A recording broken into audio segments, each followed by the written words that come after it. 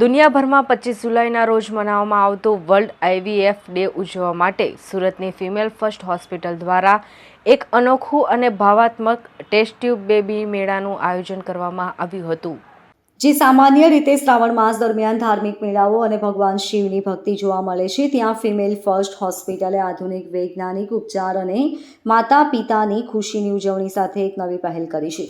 આ પ્રસંગે હોસ્પિટલ દ્વારા IVFની સફળતા પ્રાપ્ત કરેલા પેરેન્ટ્સ અને બાળકોને આમંત્રિત કરીને એક પારિવારિક અને ઉત્સાહભર્યું વાતાવરણ તૈયાર કરવામાં આવ્યું હતું. બાળકો માટે રમતો અને મોજ મસ્તીનું આયોજન કરવામાં આવ્યું હતું, જ્યારે પેરેન્ટ્સે ખુદની IVFની મુસાફરી અને માતા પિતા બનવાની ખુશી શેર કરી હતી. આ પ્રસંગે હોસ્પિટલના IVF સ્પેશિયાલિસ્ટ ડૉક્ટર શ્વેતા પટેલે જણાવ્યું કે આ કાર્યક્રમનો મુખ્ય ઉદ્દેશ છે કે આજે પણ ઘણા દંપતીઓ સામાજિક લજ્જા અથવા IVF અંગે અજાણતા હોવાને કારણે અને માહિતી ન હોવાને કારણે સારવાર લેવા માટે આગળ આવતા નથી. મને આનંદ છે કે મારા પેરેન્ટ્સ જેમણે IVFથી સંતાન પ્રાપ્તિ કરી છે તેઓ આજે અહીં હાજર છે અને સમુદાયમાં જાગૃતિ ફેલાવવા સાથે જોડાયા છે.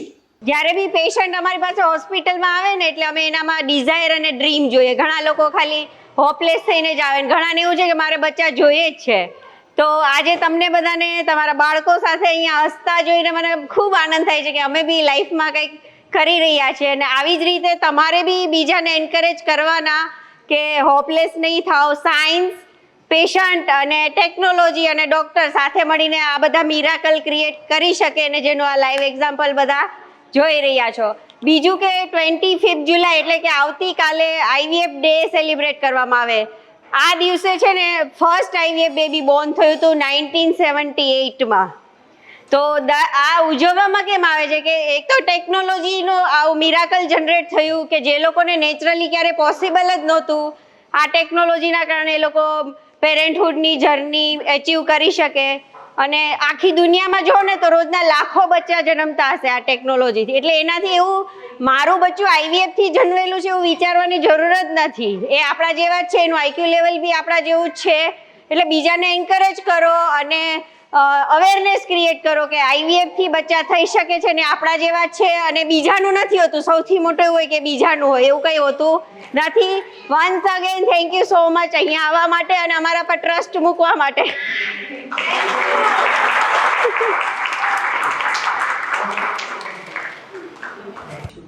આજનો દિવસ એટલે કે 25 જુલાઈને વર્લ્ડ IVF ડે તરીકે ઉજવવામાં આવે છે.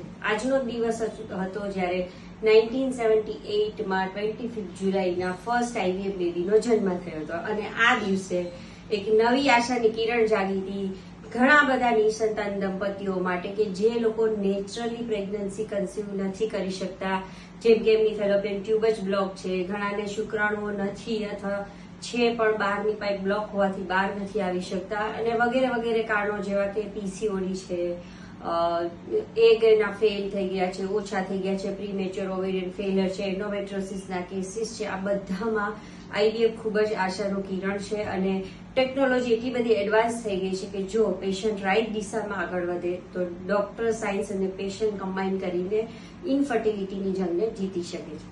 આ દિવસ ઉજવવા પાછળનું કારણ એ બી છે કે લોકોમાં અવેરનેસ આવે ઇન્ફર્ટિલિટી અને એની અવેલેબલ ટ્રીટમેન્ટ વિશે.